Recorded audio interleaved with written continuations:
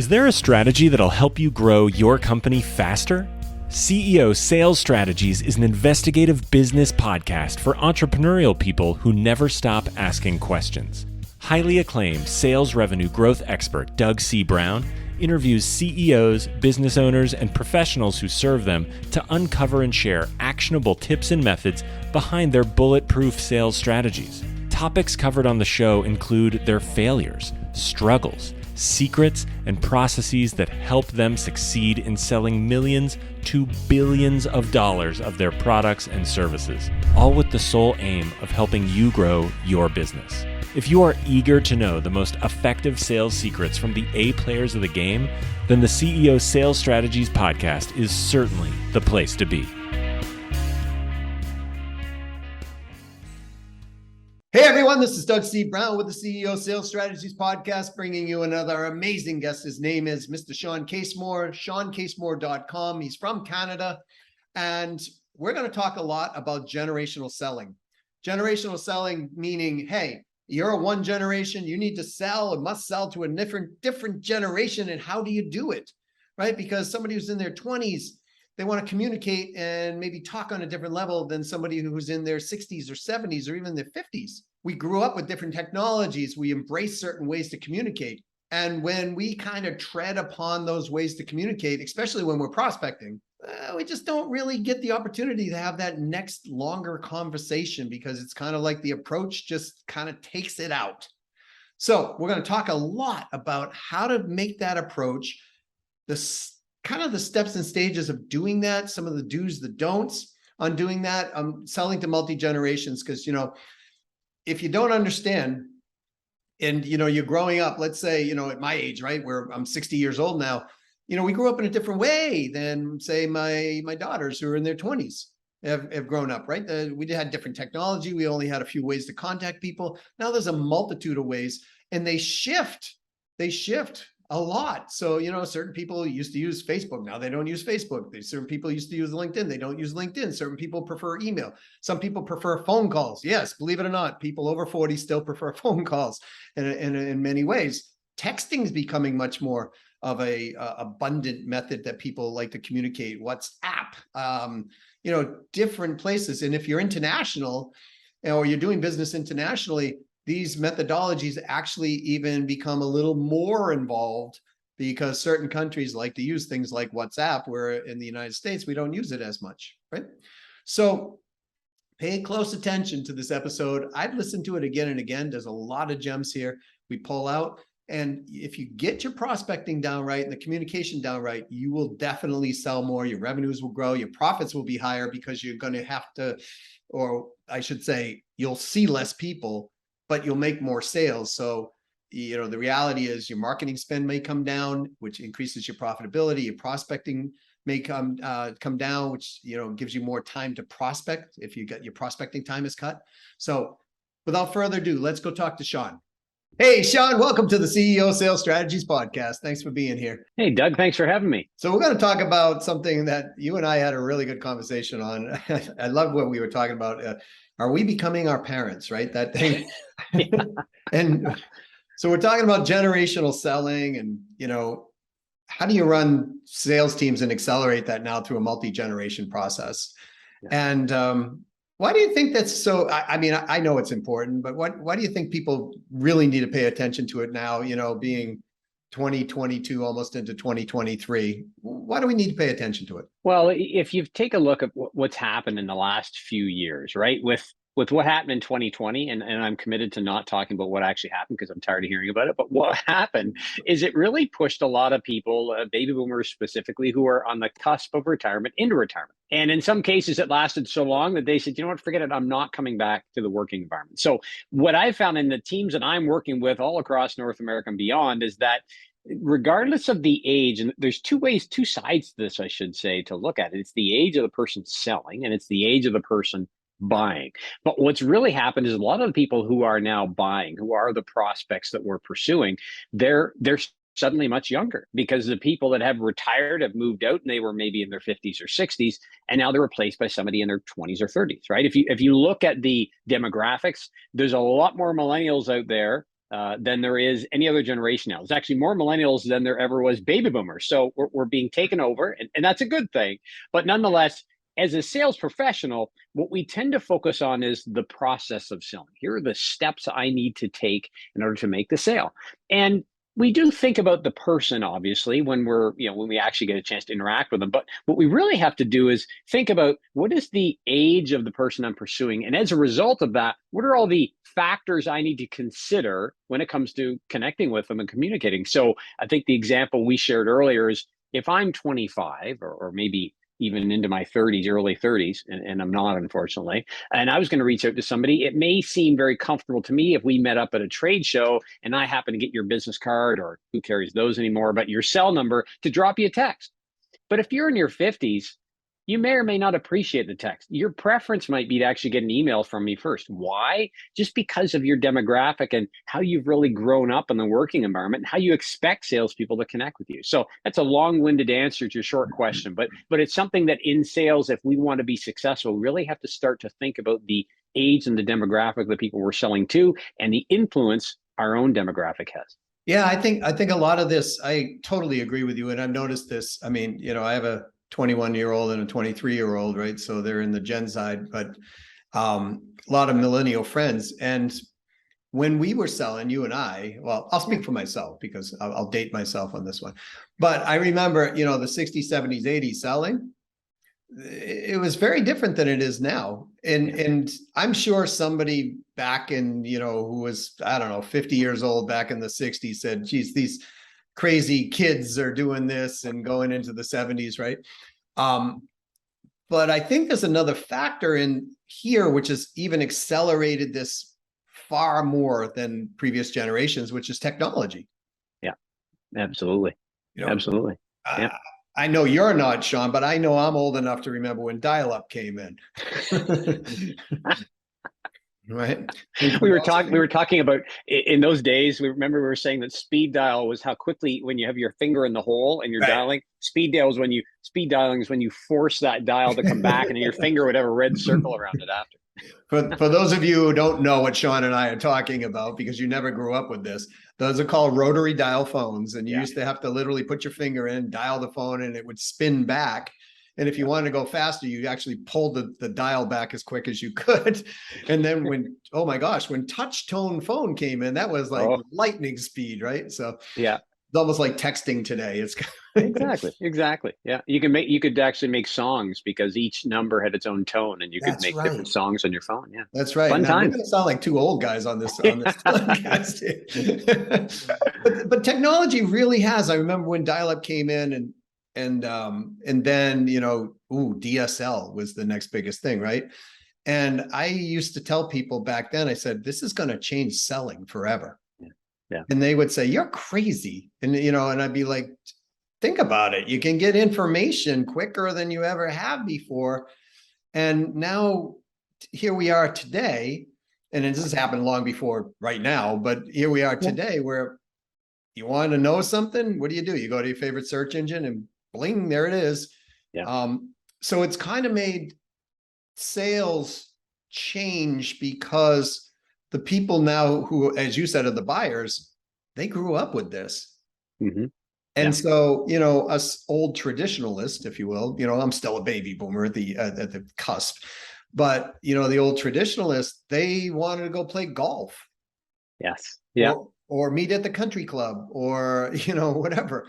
And I remember, Shawn, in the days, I would drive an hour and a half to go meet a client one way, and just to meet at their office or meet them at the restaurant or whatever.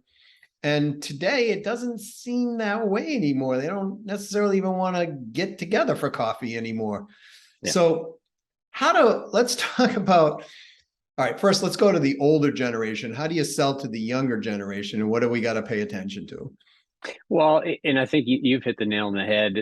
What I tell people is The obvious thing that you can always do here is ask, right? I mean, when you connect with people, regardless of their age, say, what is the best way that you want to connect at this point? Now, you don't always have that chance if you haven't actually met them at an event or run into them somewhere. But nonetheless, if you can, you should always ask, because if you have an opportunity to take a shorter path, such as texting, usually that's a little easier to use. But it really comes back to, we have to think of the person we're selling to, and we have to draw some assumptions based on their age as to how they would prefer to communicate. Something that came to mind as you were talking about the changes and differences that have happened for sales professionals. It used to be, if you said, well, a sales professional needs to be a master communicator, that was really back then all about the language that you used and how you present yourself. And that's still the case, right? If there was any skills you really need to work on aside from those, it was how quickly can I get to my discussion questions on a phone call, because they're going to hang up quickly. But now we've got all these different methods and means to communicate. So again, while we were talking about earlier, or having a conversation earlier, I mentioned that I'm a fan of BombBomb as one of the main tools. It's a video platform. You can shoot video on it and send it via email and track those emails. It integrates with a lot of the CRM systems. I'm not a fan of taking that right out of the gate, because if I haven't met you or connected, it's kind of weird to just get a video from somebody you've never known. But if you go to your LinkedIn messages, you'll see people doing exactly that. So we really, as sales professionals, have to think about the age of the person we're selling to, think about what their preferences might be and how we communicate. If we're not sure and we get the opportunity, we should ask. But then I think it's also important that we test these different methods to figure out what works. So if you and I were trying to connect, and I just had this conversation with somebody this morning where they like to send emails out. That's their first step. And I've said you shouldn't do that. Regardless of generation, I'm a fan of calling first. All it means is if they're a little bit older, they'll probably pick up the phone. If they're younger, they definitely won't. But I'm ready with my voicemail. And that message is simply to say, hey, Doug, haven't had a chance to connect with. I was going to send you an email, but just wanted to make sure you knew there's a person behind that before I do. If you'd like to call or text me, here's my number. Otherwise, watch for that email. The intention of that approach is because so many emails are going to spam today that we're not often breaking through. But I challenge this person to say, okay, if you're comfortable sending emails as the starting point, what is the age of the person that's receiving them, and what's their preference? Because that's what matters. It doesn't really matter how you prefer to start your sales cycle with a new prospect. What matters is what's the preference of the person on the other end, and their age can play a significant factor in that. Yeah, it's interesting to me, because even like my girls, right? They're 21, 23. And I was talking with them the other day. It was actually 2 weeks ago. And I was mentioning, I'm like, Facebook, right? And they're like, Dad, we don't use Facebook anymore. Yeah, what's that? And I'm like, well, it's called Meta now, right? And they're like, it doesn't matter. We don't like Facebook. Most of my friends don't like Facebook, right? And I'm thinking, my gosh, how quickly this changes, because Facebook used to be the all big in, right? That everybody was on. I'm not saying Facebook goes away. I'm just saying that they prefer not to use it. And so they use other methods now today. Yeah. So even if we know kind of their age, I think it's great that you brought it up. You got to want to ask, right? Yeah.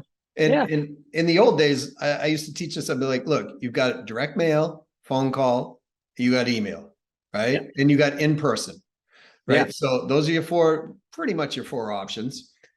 Why don't you ask the person how they want to be communicated with? Like, just because you think you should pop in their building, it doesn't mean they want to entertain that. Just because you think they want to hear a voicemail doesn't mean they want to do that. They might want to communicate in a different manner. Yeah. And so when we would do that, close rates would go up, because it really comes down to we're communicating with human beings, not, CEOs and whatever title you want to throw at it. Right. Yeah. Yeah. So, and I think you brought something up that was really important, and I didn't want people to kind of gloss over it, because I wrote it down. I was like, intention. Mm-hmm. So what is your intention for this particular call, conversation, something that you're doing? And then that intention can be followed up with the right methodology for communication. And all right, so let's say that's the older guys and gals, right? Yeah. For, let's say, Gen Z and millennials. Yeah. How do the younger people work with, not you, me, because I'm old, and how Like I got some friends who still run their companies. They're in their 80s, right? Yeah. 90s, going into their 90s.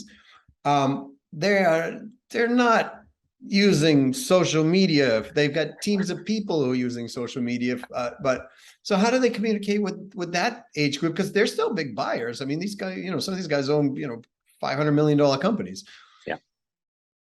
So I think it really comes back to exactly what you said. We can, for the purpose of listeners, regardless of age, let's draw some assumptions for them and set this up so that they're not walking away wondering. If you're reaching out or trying to connect with somebody who is in there, let's say 40 and up. And again, you can argue that maybe it's 45, age 40, but let's say 40 and up. It's reasonably correct, or it's a good assumption, is a better way to say that you could probably connect with them via telephone, leave them a message, send them an email, right? Maybe even text them if you get to a point where you get that number and they're open to receiving your text. You do not want to send text straight out of the gate. On the flip side, though, if I'm selling to somebody who's much younger, as you suggested, they're not necessarily using those same platforms and means. If I call somebody who's 25, they're probably not answering the phone. My youngest, now he's quite a bit younger than that. He's about 13, but his phone that he has, I mean, TikTok, that's all the kids in his class are using. Yep. Now, I'm not saying run down the road and sell on TikTok. I can tell you a quick story. I had a client of mine that we were having this very same discussion. They were trying to figure out how to connect with their buyers. Their buyers are younger. They said, well, Shawn, all the younger kids there on TikTok, we got to get on TikTok. And then they were trying to find a firm to manage TikTok. I'm like, whoa, what are they using TikTok for?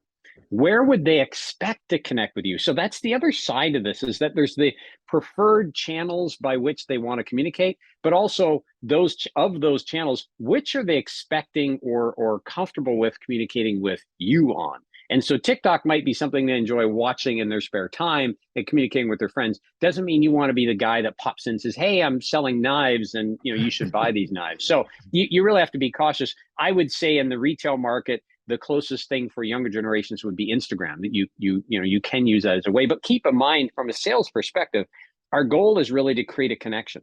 And that connection often begins with the ability to get people to connect with us, right? Maybe it's through the questions we're asking, the content we're sharing. And then when they do connect with us, we always want to follow up. I'm shocked at how many people I know that use LinkedIn.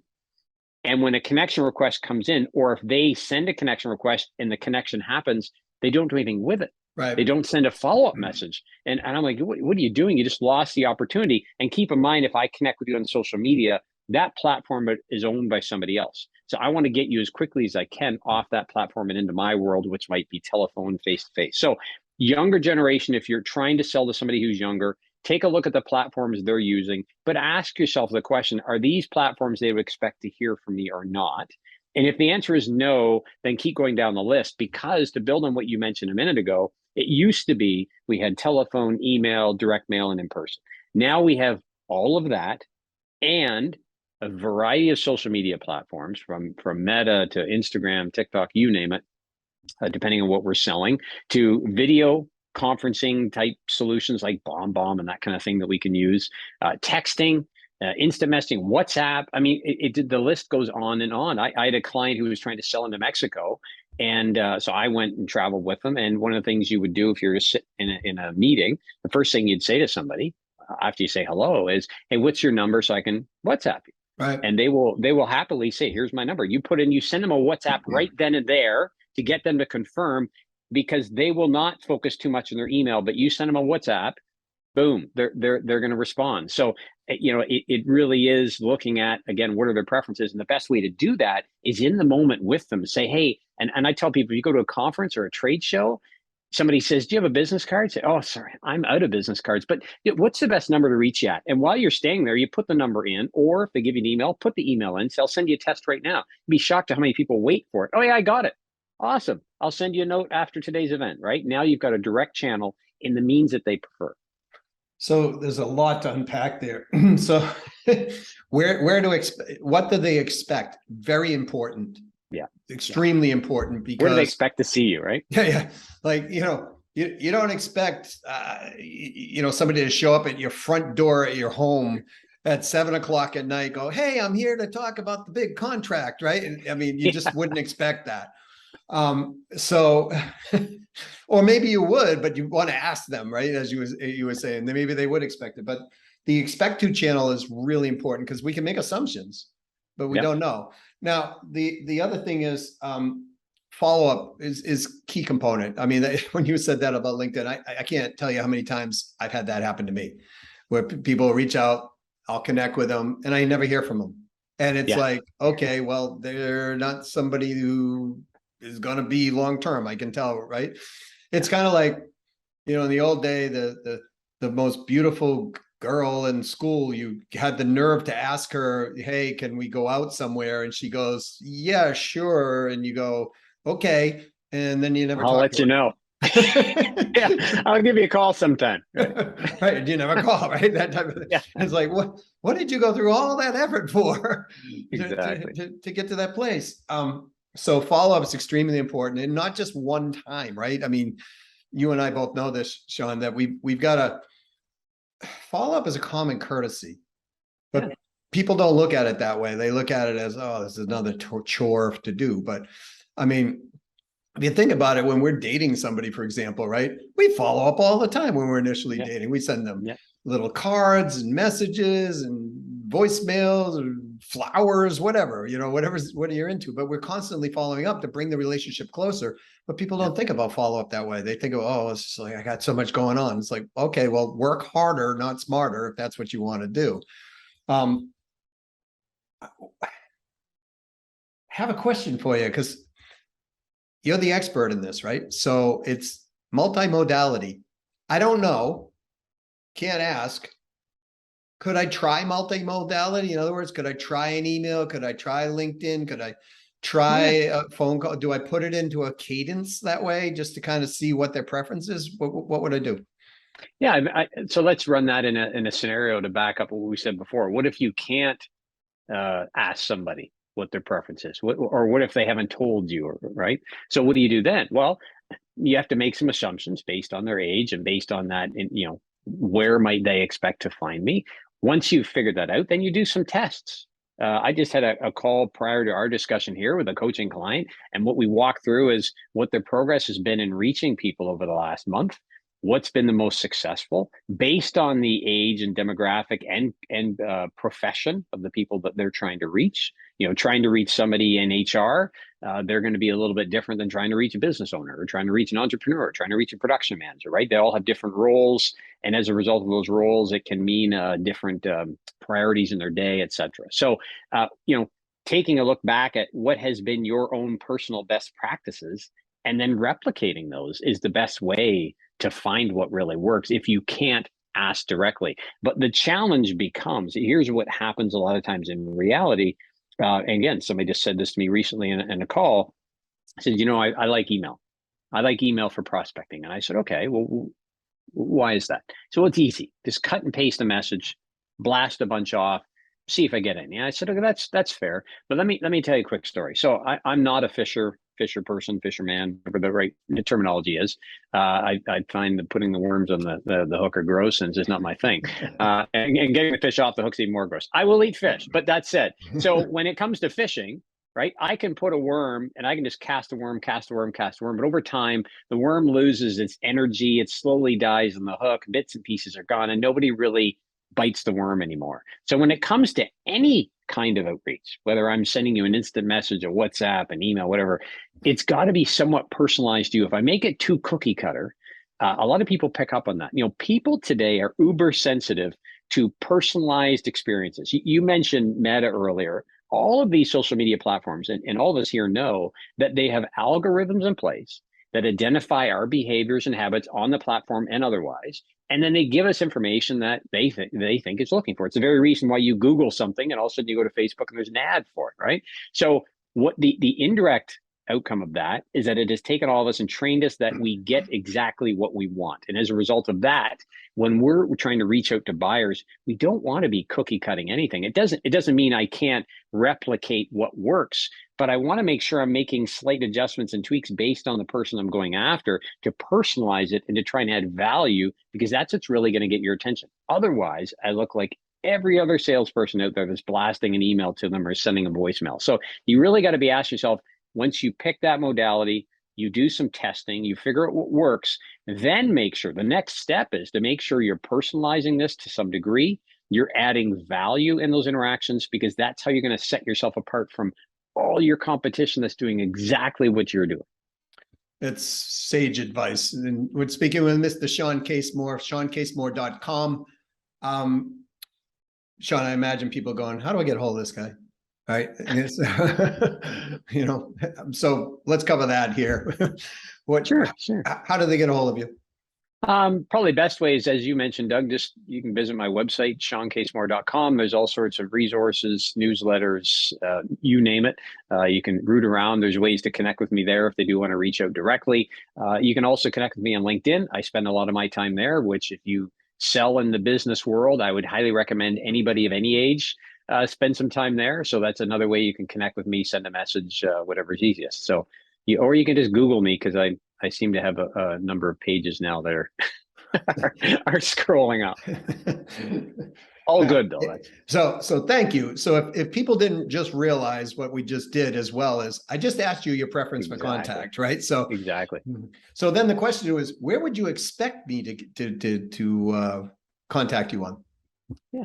Well, so let's playing this out a bit. So I just told you where I would expect it, right? I gave you my website. I said there's a method to contact me there, which probably goes through email. Most websites do. And I mentioned LinkedIn. If you were to come to my Facebook page and message me, I may or may not get back to you, because I don't check that often. If you were to come to Twitter and message me, I'd be shocked, because I don't see there's much going on Twitter these days. If you were to come to me on TikTok, you wouldn't find me. So again, to your point in that conversation, when I give you the preferences of where you'll find me and how to reach me, that opens up the avenue. The way that I shared them with you, what is happening is usually that's the priority in which people want to be connected with. So that's what you should make note of, right? Yeah. So website was first, and then LinkedIn was second.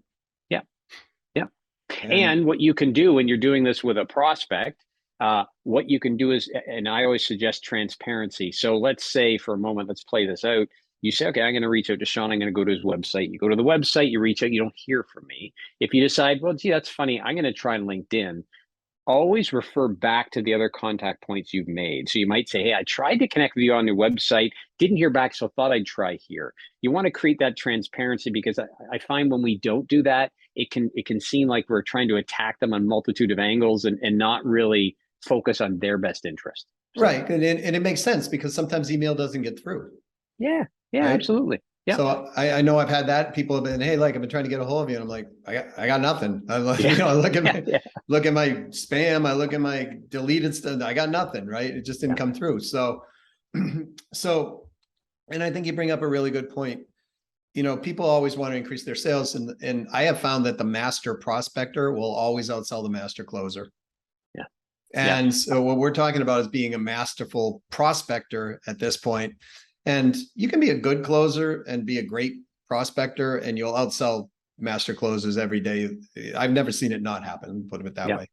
So more options to work with, and you can be choosy about who you close. I always say, and you bring this up, I have to say it. For years, I've said, it's not the ABCs, always be closing. It's the ABPs, always be prospecting. That's what high-performing sales professionals, they're prospecting no matter where they go, 24/7. Right. Yeah. And it's just kind of innate, if you will, or they develop that sense that makes it look innate. So, all right, I'm starting out. My God, Shawn, you just blew my mind, you know? What do I do first? Like, how do I, like, I mean, because I can tell right now, seasoned sales professionals going, yeah, I get this, but what do I do first? Right? Well, give me like a 3-step, 4-step, 5, whatever. Sure. Yeah. Well, so if we take a look at everything we've said here and put it into a package and we apply it back to prospecting. So you obviously, people have done their homework to identify a list of people they want to pursue, and they've made sure that those people are the right people to pursue, the right title, the right position, et cetera. So with that aside, then what I'm going to do is say, okay, if I have no history here and I'm not sure the best way to reach out, draw some assumptions, as we've said, relative to the demographic, the people I'm trying to reach, which is their age and how they would prefer to be connected with. So if I'm 20 and I'm pretty sure they're all in their 50s, again, I'm making this is a little bit silly, but I'm not going to go to TikTok and send you a message, right? I'm probably going to resort to an email and or call. I prefer the call than email if I don't know you. So it kind of warms up that email a bit. So step one is you take a look at the people you're pursuing, the demographic and age, and identify the best way to connect with them. Once that's in place, then you launch your testing ground, which is, as I said, I always like to say voicemail, then email, right? And then you create those touch points that we hear so much about. I'll add a tip in this in a second about touch points. But so that second step is the outreach, which you space out on an accelerated method, not a decelerated method. So here's what happens most times. You get a name, you get excited, like, this is awesome. I've got Doug's name. I call Doug, I email Doug, I call him again. That's what today, don't hear. Tomorrow I email him, nothing. Wednesday, one time, and I forget about it. Didn't hear from Doug, he's not interested, which is completely wrong. So what we want to do instead is accelerate. So I reach out today, maybe a quick email or a phone call. Then I wait a week. Then I wait 5 days. Then I wait 3 days. Then I wait 2 days. Then I go twice on the following day. And it creates this psychologically, this means by which you believe that, yeah, I've heard of this guy, and all of a sudden I hear about him more, and it sounds like he has something to say, and it tends to create that connection. So that after that second step of reaching out, make sure kind of 2A is to accelerate your outreach, not decelerate. And then once that's done, after you do this for about 30 days, take a look back and ask yourself, what has been most effective at reaching these individuals I'm trying to reach? What has been my most effective way? So you're going to have to change it up a little bit to create that test. Go back, take a look at your results, and then start to replicate those results that tend to work best. And again, in 30 days, revisit. I find as sales professionals, we don't ever sit back and say, so how am I doing? What is working? What's not, right? We just go on to the next thing, and we keep doing the same thing, and we're frustrated we don't get different results. So it's that's kind of the third step that I think is crucial. That is without question, I think, crucial, because you're right. As sales professionals, they don't, because we're always on the go. Oh, next deal, next deal, next deal, right? Yeah. Now, marketers will say, no, you got to test, you got to test, you got to test. But truth be told, most of them don't test like that either. And I can hear all the hate mail coming in now from marketers. So where should they send that to, Doug? ShawnCasemore.com. And the testing component is really important, because too many sales channels look at things short term. And the reality is, this is a longer term play. It's a 90-day play, basically, what I just heard you say. And I agree with you, because over time, you know, what's the Tony Robbins once said, success leaves clues. I always remember that, right? Yeah. Well, so doesn't this, because there's certain things that are successful, and there's also blinding spots that you're going to go, whoa, okay, I didn't expect that. That's successful. Or I tried this, and man, I'm being shot down, you know, left and right. So you want to pay attention to those and grade them, basically, like you would in marketing, like, you know, whatever you give it, a letter grade A through F, or, you know, a number system or color system, whatever works. And for God's sakes, folks, sorry for all of you that I use that word. Sometimes people go, don't use God, right? For I don't know, Mohammed, you know, I'll say whatever. It doesn't, you know, personalize this stuff.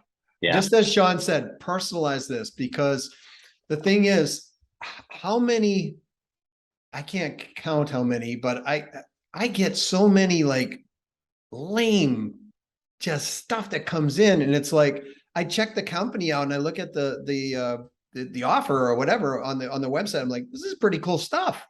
Yeah.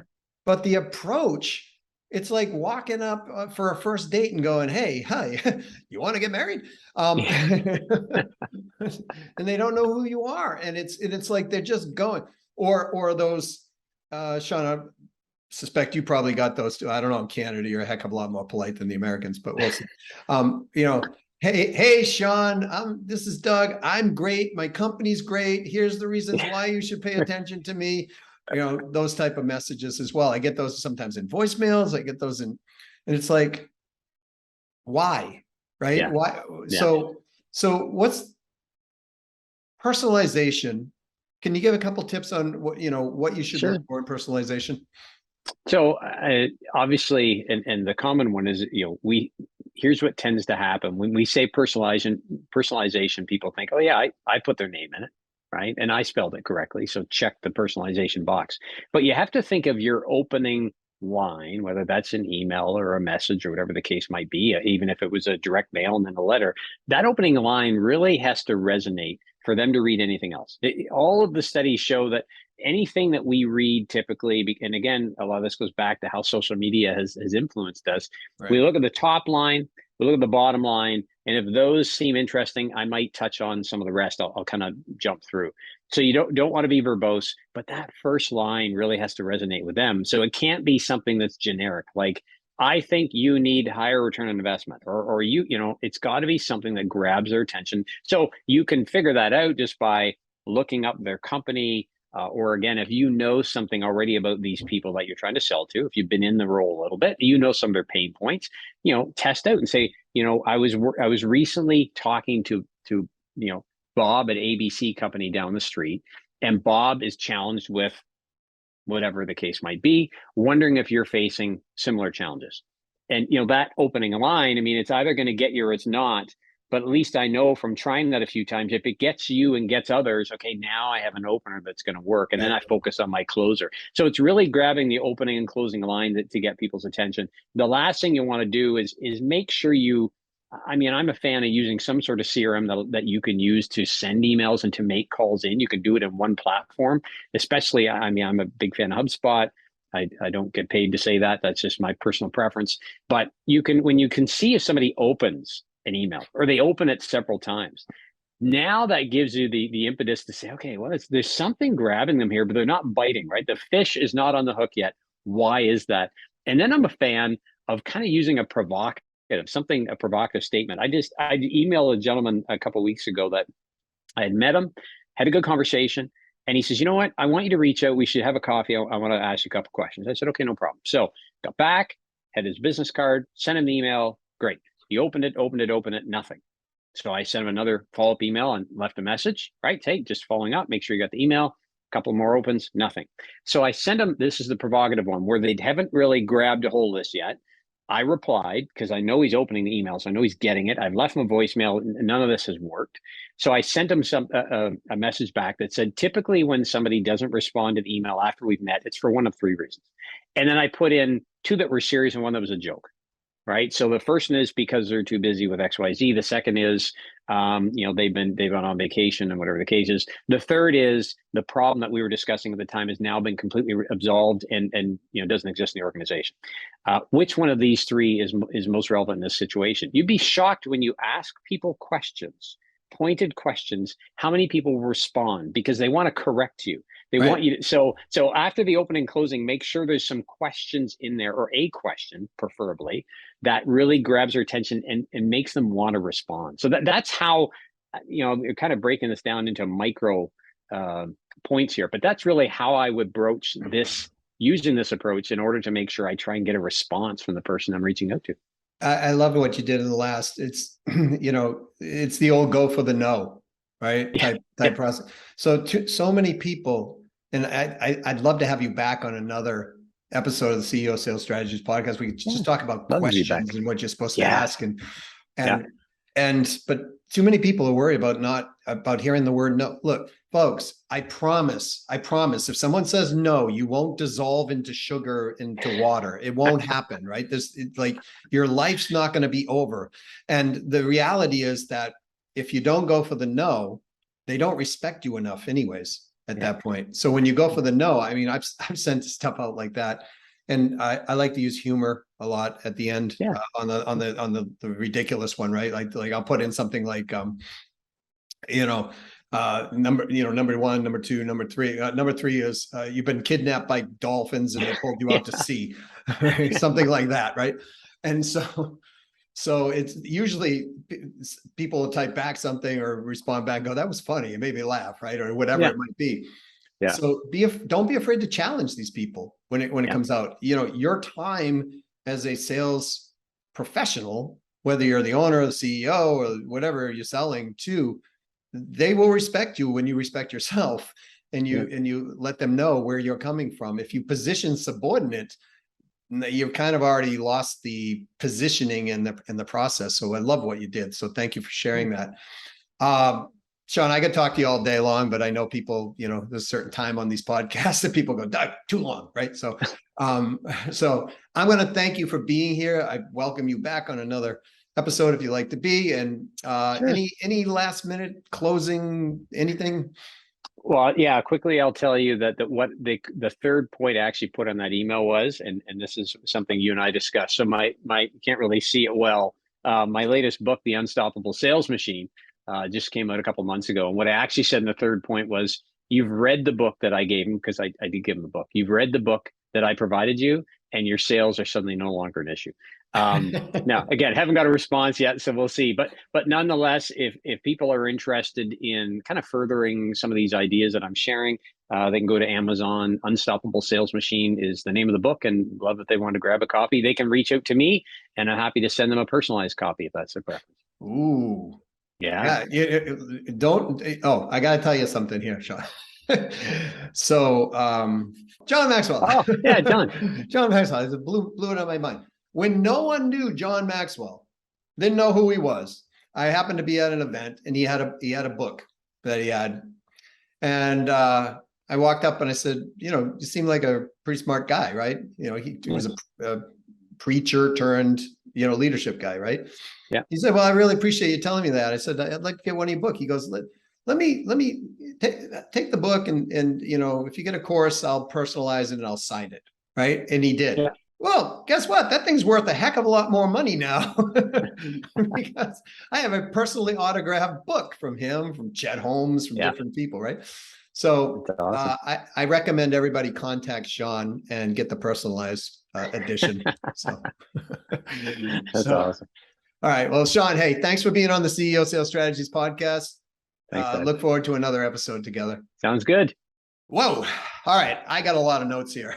There's so much in this episode that's just really, really cool stuff. I love the fact that, people have a preferred method of communication. People have a preferred method that they expect communication. So not only do we just have like, hey, this person tends to use this platform or that platform, that doesn't mean that necessarily is where they're expecting you to contact them.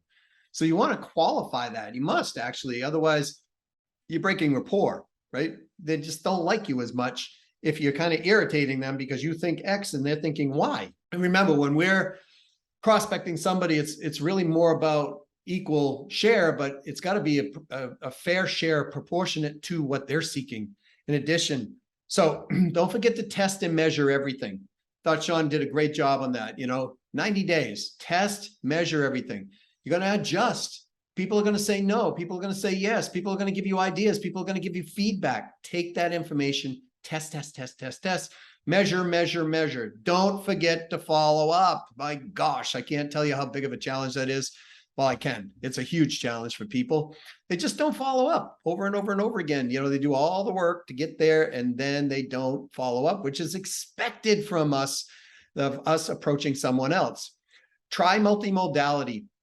Multimodality meaning, hey, if you don't know what to do, try different methodologies, right? Because again, you're testing, you're trying to figure out, just like you would in marketing, where are these people and who are your hyper responsives?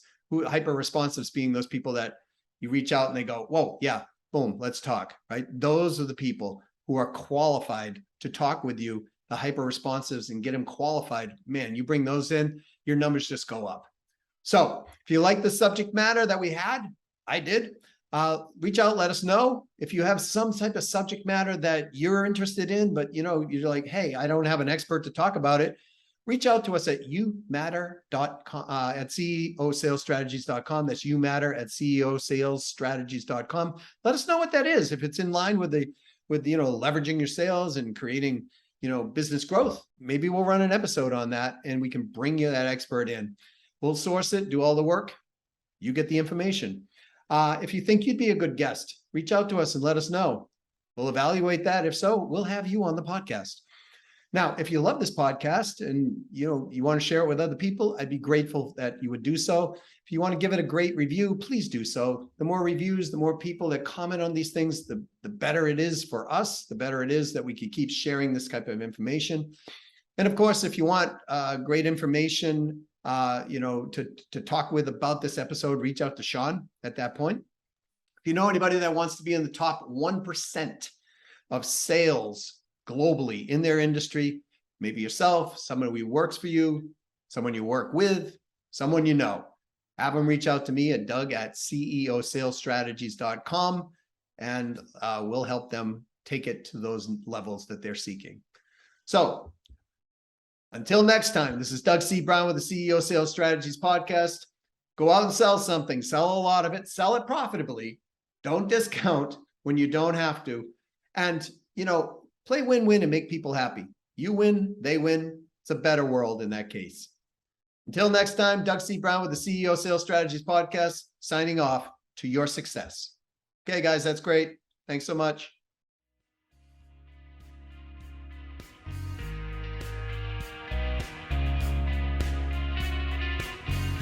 Thank you for listening to another episode of the CEO Sales Strategies Podcast. What is something that you learned that you could act on today? Don't forget to schedule it now, or it may never get forward momentum. If you find our content valuable, please leave a favorable review and let us know what you liked. Please also share this with others if the content will help them.